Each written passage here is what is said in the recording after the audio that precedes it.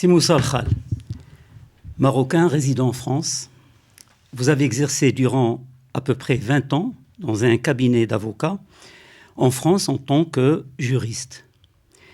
Et vous avez suivi de très près plusieurs dossiers de clients spoliés de leurs biens au Maroc. Aujourd'hui, vous continuez de gérer des dossiers du même genre en assistant la DJM, Association de droit et justice au Maroc, en qualité de conseiller juridique et porte-parole.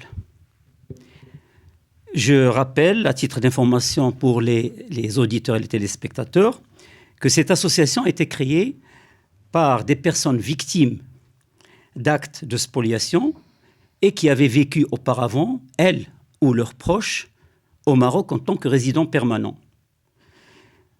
Ces personnes ont donc créé cette association pour faire porter leur voix auprès de qui de droit. Aujourd'hui, la question est de savoir est-ce que cette voix a été entendue. Tout d'abord, je voudrais vous remercier pour votre invitation. En tout cas, je vois que vous me recevez dignement, donc je voulais vous remercier. Et au nom de l'association ADJM, mais aussi au nom de toutes les victimes qui se reconnaîtront. Donc on voulait vous remercier. Alors, est-ce que notre message est arrivé à qui de droit ? Moi, je vais dire que oui. Et d'ailleurs, c'est la première personne qui a répondu à ce message. Puisque, il ne faut pas l'oublier, notre espoir, il réside toujours dans cette lettre du 29 décembre 2016 qui a été envoyée. La lettre royale. La lettre royale. Et la lettre royale, elle disait tout. D'abord, elle reconnaissait aux victimes d'être des victimes. Parce que bien souvent, les victimes ne sont pas reconnues comme telles. Et ça, c'était une grande souffrance. Et puis, les victimes ont été reconnues par la plus haute autorité du royaume. Et ça, c'est sincèrement, on ne remerciera jamais assez. Vous savez que cette lettre a été quelque part interprétée de deux manières.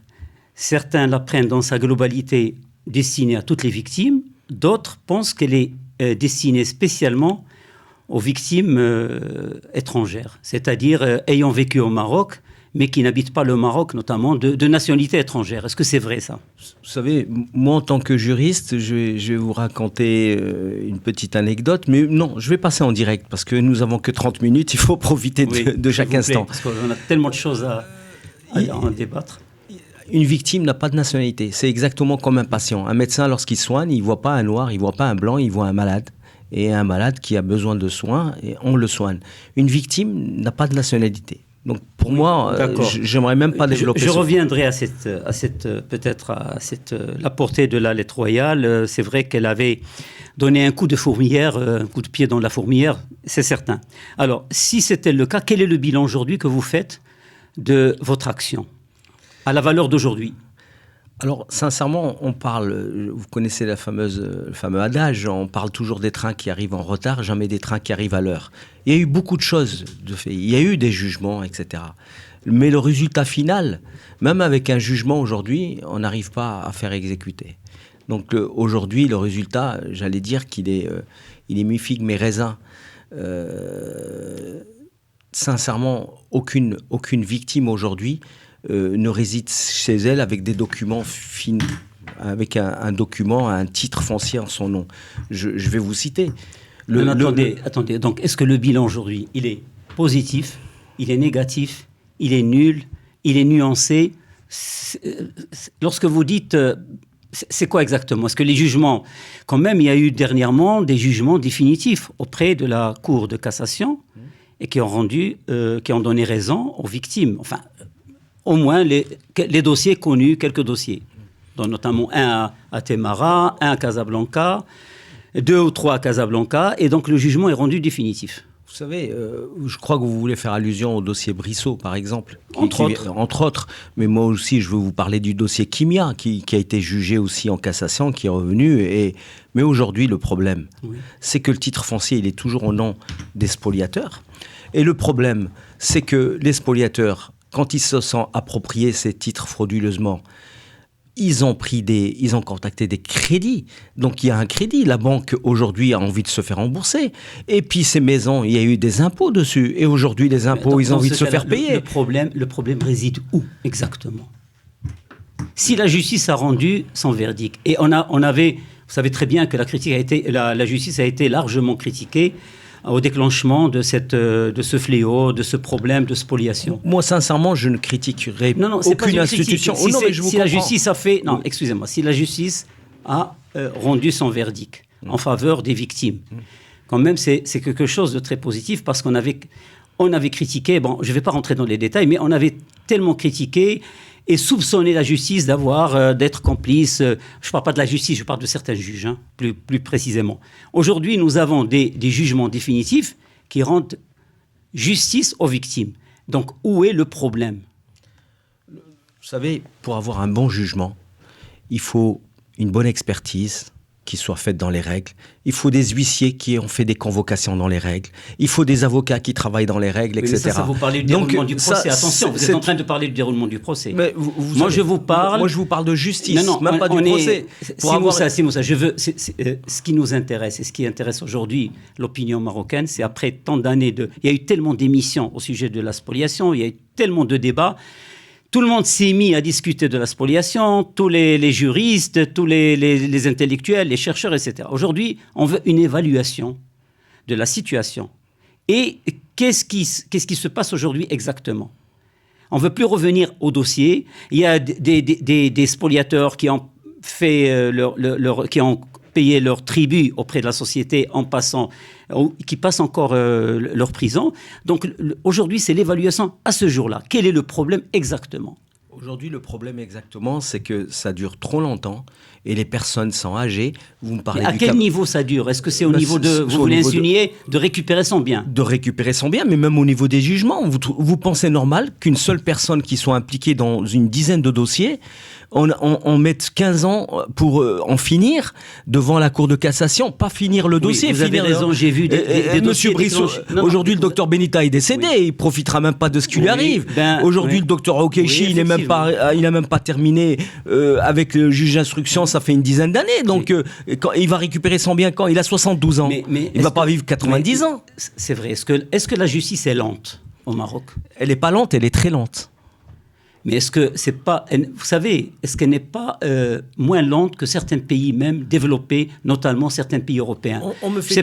Je vous le dis à titre Oui. Est-ce qu'elle n'est pas moins lente ou plus lente que, par exemple, la justice italienne, la justice même française ? Je ne connais pas la justice italienne, mais en tout cas, je puis vous parler de la justice française. Si je vous en parle, c'est parce que j'ai des cas quand même qui ont... Mais moi, je parlais pour moi. Des victimes italiennes qui se sont rendues compte que parfois ici, c'est plus rapide. Bon. Peut-être c'est l'exception, mais quand même, tout dépend des dossiers. Moi, je n'ai pas dit que la justice marocaine était très lente. Je dis que les dossiers de spoliation au Maroc, lorsqu'ils dépassent un certain nombre d'années, je trouve que c'est une perte de temps parce que les victimes, elles sont pas éternelles. Et pourquoi, à votre avis, vu votre expérience et vu tout le parcours, votre parcours, vous avez donc côtoyé, vous avez arpenté les couloirs de tous les tribunaux donc au Maroc, oui. Non, heureusement peut-être pour vous, parce que quand même c'est en votre honneur.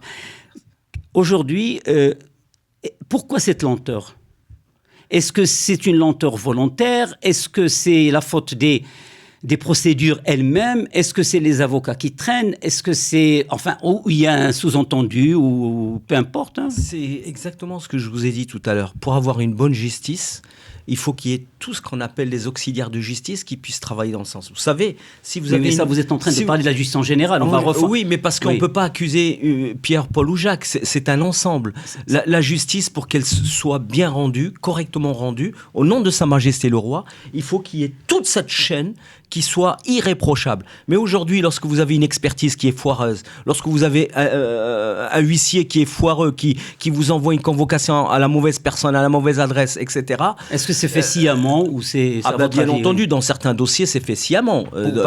Pourquoi ? Parce que c'est la partie adverse qui est derrière. La partie adverse vient et ruine les résultats attendus. Moi, sincèrement... je ne parlerai pas des institutions. Au Maroc, les institutions sont nobles. On veut toujours me faire dire, pas vous, mais souvent la presse. Non, pas vous, Monsieur Benkiran. Bon, je cherche juste à comprendre où le problème se pose pour vous. Le problème se pose aujourd'hui, c'est que dès le départ, lorsqu'on a Parce que personne ne savait qu'il y avait une fameuse loi qui se préparait, 3908, il a fallu la découvrir. Oui, on en parlera. Et on en parlera. Oui. Mais elle fait partie aussi de ce système. Pourquoi avoir sorti une loi à 23h dans un parlement avec une vingtaine de parlementaires on y reviendra, pour dire un acheteur de bonne foi? C'est qu'on avait déjà dans l'esprit... Je vous arrête tout de suite. Non, je vous arrête, je vais vous expliquer. On y reviendra à la loi. La loi n'est pas l'origine de la spoliation, non, bien pas entendu. Du tout. Maintenant, la loi aura des conséquences très fâcheuses. On est bien d'accord. Elle a déjà des conséquences. Non, elle n'a pas encore commencé parce que les gens, peut-être, les spoliateurs font profil bas aujourd'hui. On est bien d'accord. Je reviendrai donc à cette loi. Mais par contre, la loi, justement, je vous parle de plusieurs intervenants et tout le monde parle de la loi spoliatrice, etc. Mais les conséquences de la loi, pas les résultats, on ne les voit pas encore. Ça, c'est en quelque sorte... C'est peut-être une tactique qui a été préparée. A priori, on reviendra pour voir les retombées et les conséquences de cette loi qui reste quand même absurde et grave. D'accord. Je reviens donc à ma question, et parce que c'est très important de connaître le bilan. Donc je retiens quand même, nous retenons qu'il s'agit de la lenteur des jugements à rendre. Est-ce que les chefs d'accusation sont évidents dans tous les dossiers ? À votre avis? Sincèrement... les dossiers que vous avez instruits, je ne parle pas d'une manière générale. Les dossiers que nous avons instruits, aussi bien l'association ADJM, aussi bien que, par exemple, les particuliers, ils sont clairs. D'ailleurs, évident. Ils sont évidents. Ils sont évidents. C'est comme ça qu'on a découvert qu'il y avait une mafia de l'immobilier. Oui. Puisque beaucoup de gens n'aiment pas... Les gens n'aiment pas ce mot. Eh bien oui, mais malheureusement, lorsque... Pour votre information, même des chercheurs et des intellectuels, et même des gens qui sont des experts en matière de conservation foncière, du foncier, etc., n'aiment pas ce mot. Vous savez, je vais vous dire une chose. On a bataillé longtemps avec quelques personnes de l'autorité qui ne voulaient pas entendre parler de spoliation. Ils disaient ça c'est de l'escroquerie, etc.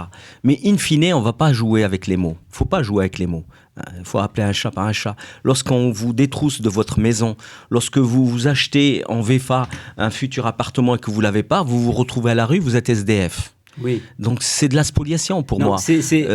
Alors techniquement, est-ce que c'est le fait de le faire parce que c'est pas un acte isolé d'une personne isolée? Non, c'est souvent fait par un groupe de personnes on peut qualifier de bande organisée. Le résultat de la spoliation au Maroc ne peut pas être le fait d'une seule personne. Oui. Comment ça, c'est bien sûr. Eh ben, on ne change pas un titre foncier de nom comme ça aussi facilement. Déjà, lorsqu'on passe devant un notaire pour faire les choses dans les règles de l'art, avec des professionnels, cela demande énormément de temps.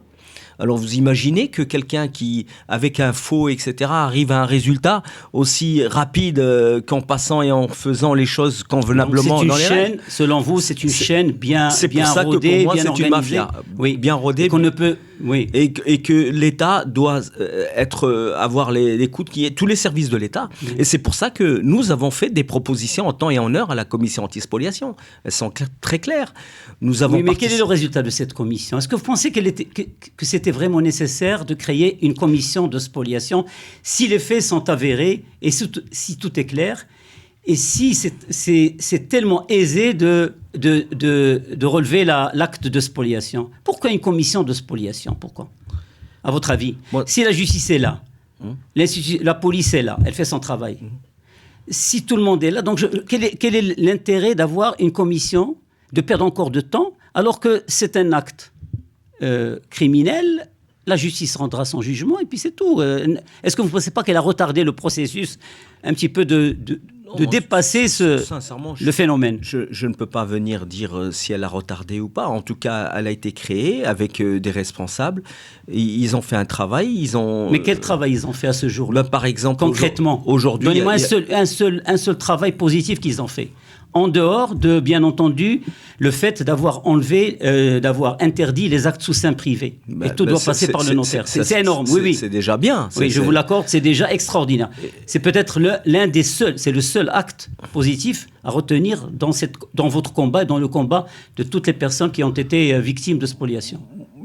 Alors donnez-moi un autre acte positif. Il y a un autre acte positif. Aujourd'hui, à partir d'Internet, vous pouvez voir votre titre foncier. Alors ne parlez surtout pas de ça. Ne parlez surtout pas de ça parce que là, j'y reviendrai avec la loi, justement la loi 3908, pour expliquer que les conséquences et l'aberration de cette loi. Donc ça, c'est pas Ça, de toute façon, c'est dans le cadre de la dématérialisation, dans le cadre de beaucoup de choses. On allait instaurer de toute façon la conservation au même titre que l'administration des impôts, de la douane, etc. Aujourd'hui, même votre permis, vous prenez rendez-vous pour changer votre permis de conduire. Donc ça n'a pas de mérite.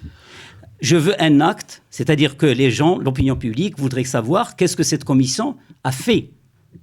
Pourtant, elle a reçu des doléances. Vos doléances. En tout cas, nos doléances. Monsieur Moussa, combien vous avez fait d'aller-retour de France au Maroc depuis votre combat? Une centaine. Oui. Donc vous avez des maïs.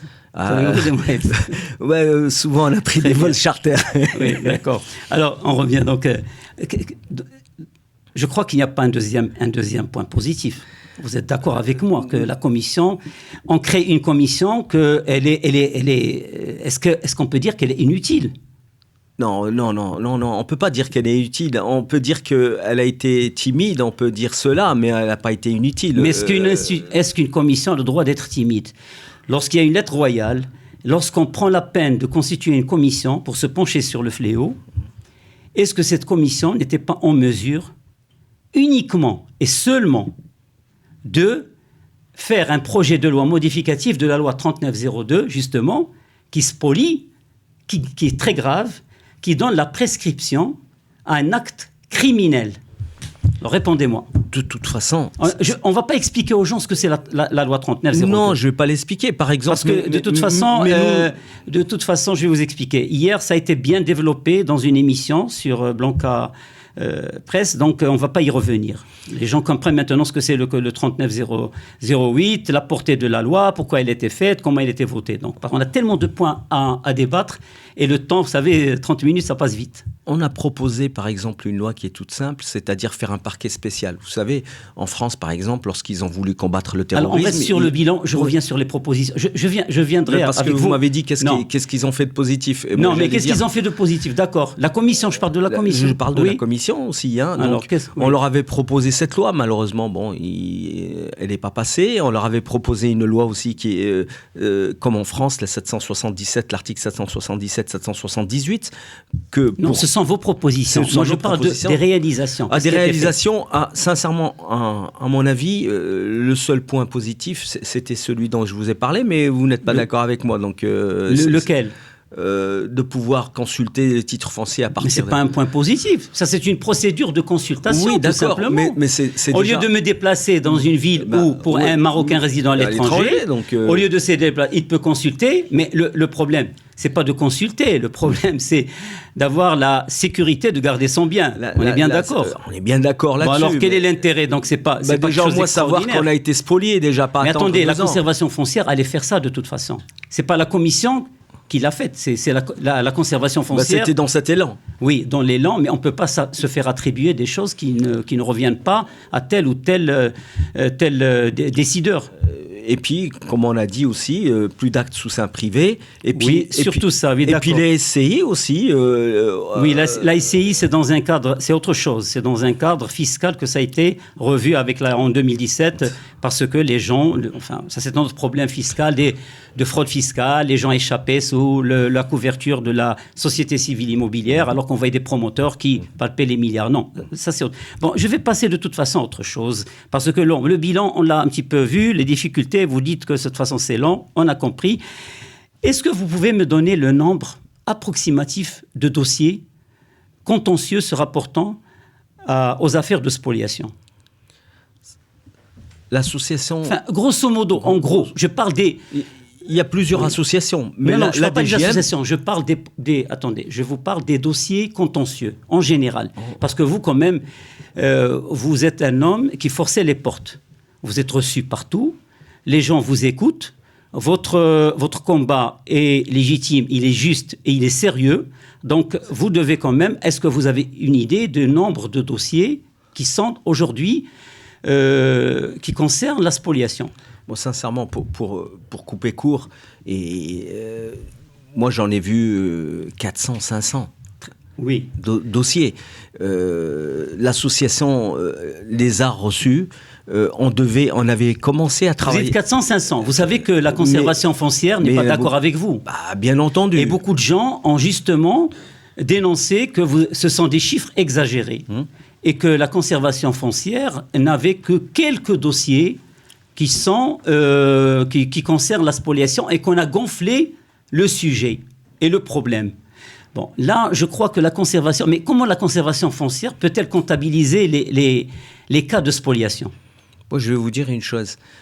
Lorsque vous êtes une association, que vous recevez tous les jours des mails avec des dossiers, alors bien entendu, on ne les étudie pas tous, mais tout le monde sait qu'il n'y aurait pas eu besoin de créer une commission anti-spoliation.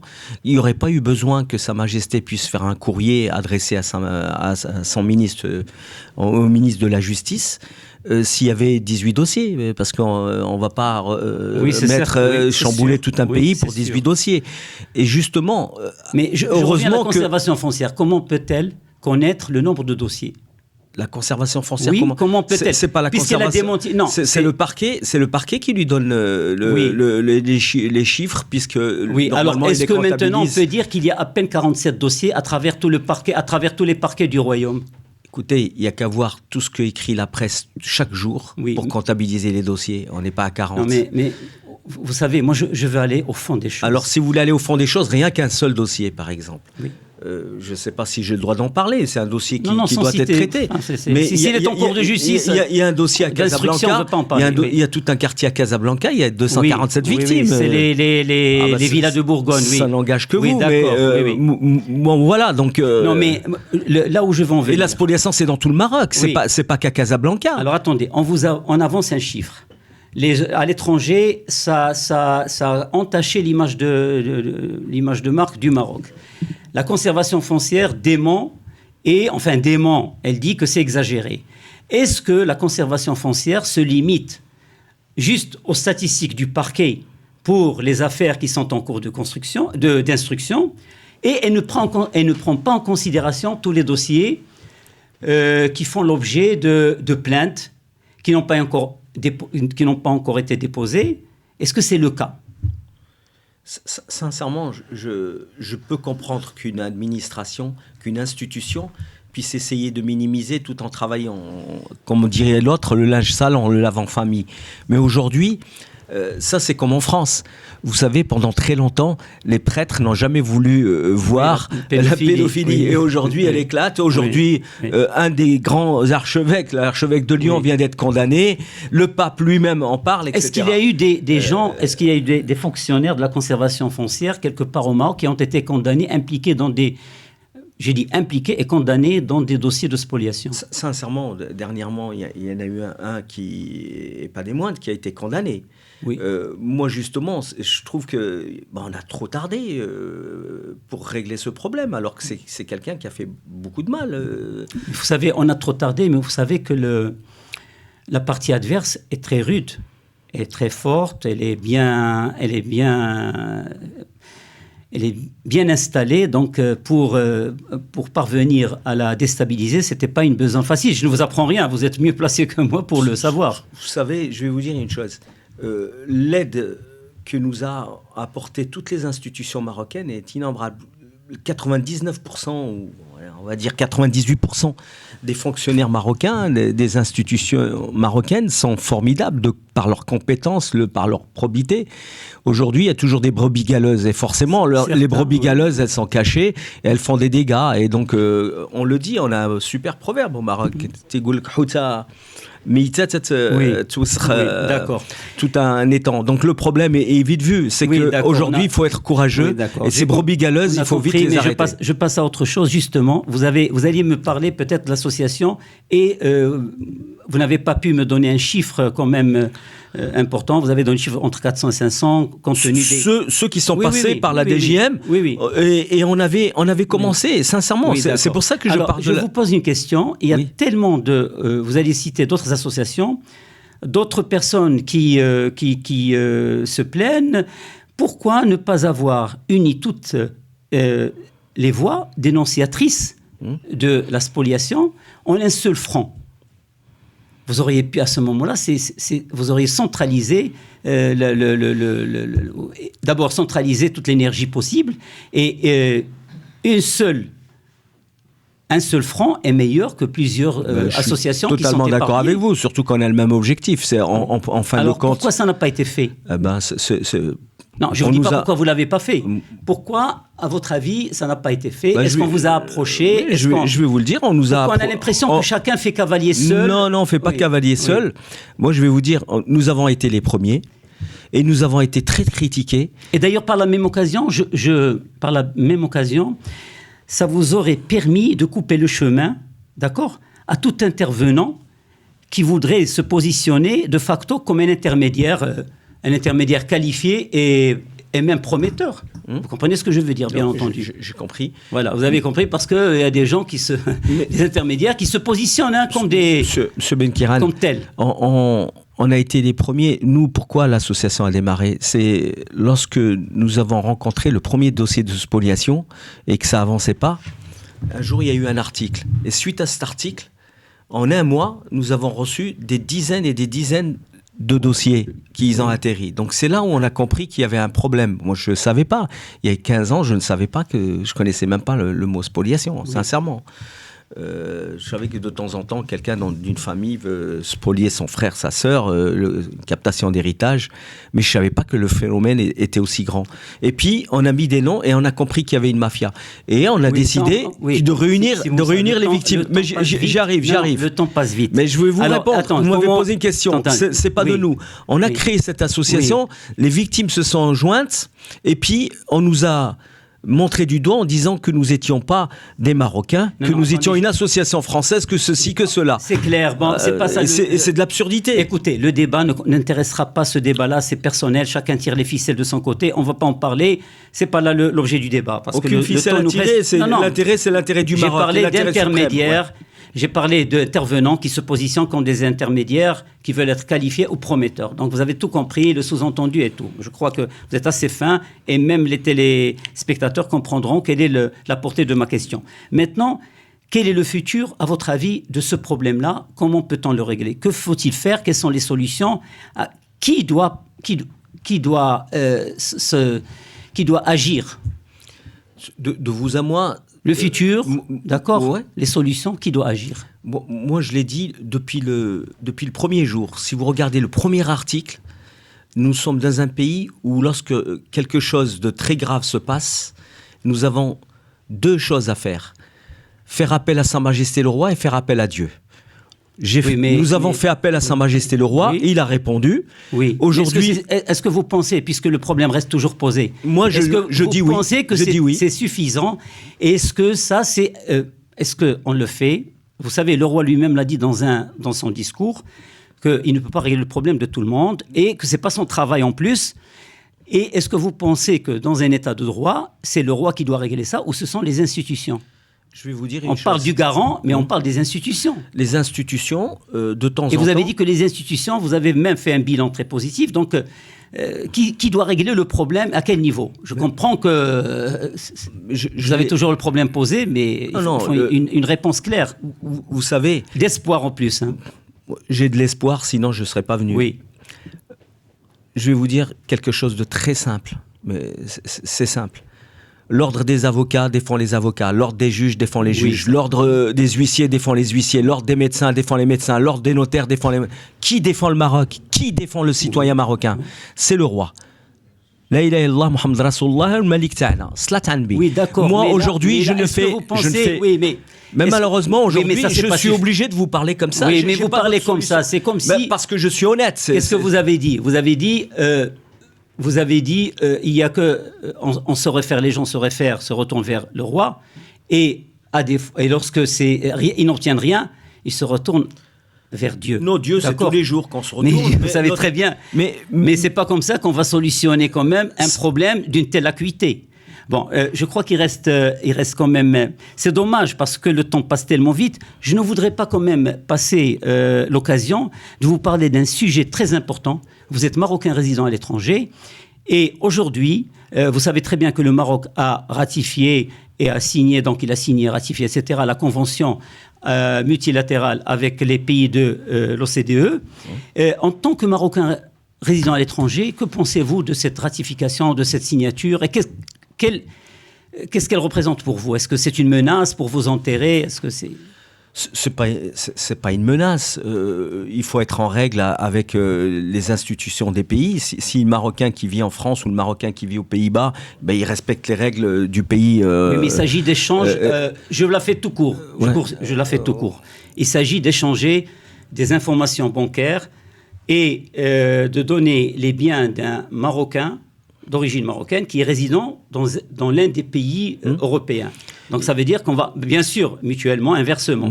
Est-ce que cela ne dérange pas? Est-ce que les Marocains résidents... Forcément, ça va créer quelques petits problèmes, je suppose.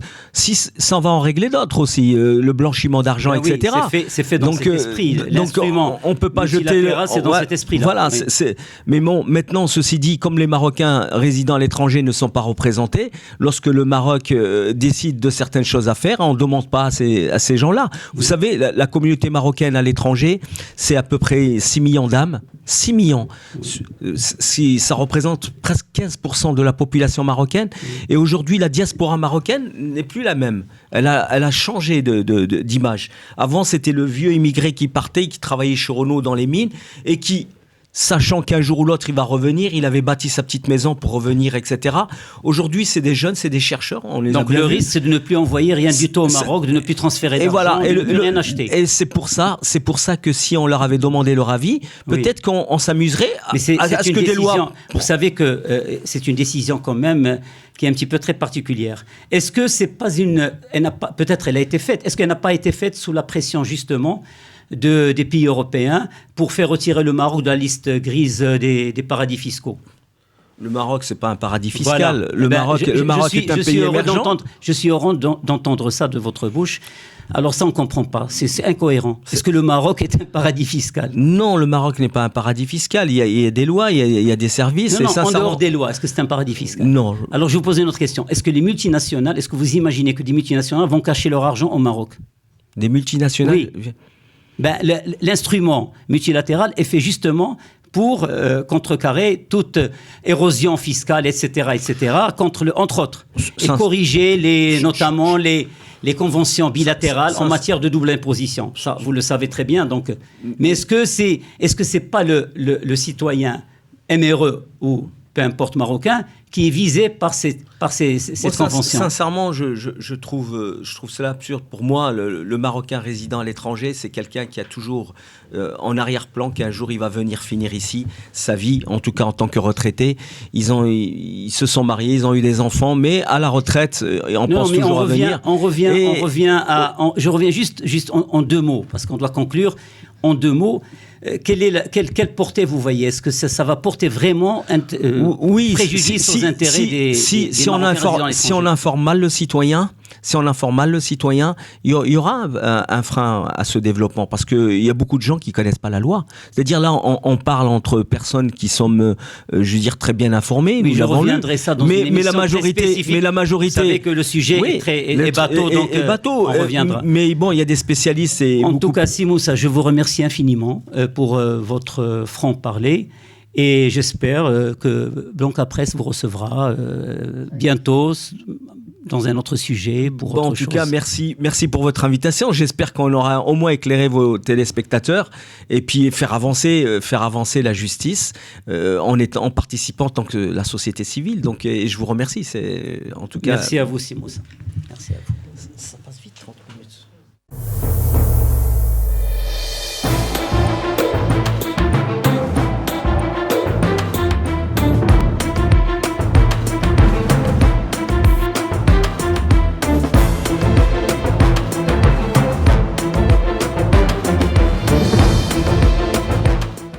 ديروا لايك وبارطاجيو الفيديو مع اصحابكم وما تنسوش ابوناو فلاشين وتفعلوا الجرس باش يوصلكم كل جديد بلانكا تيفي.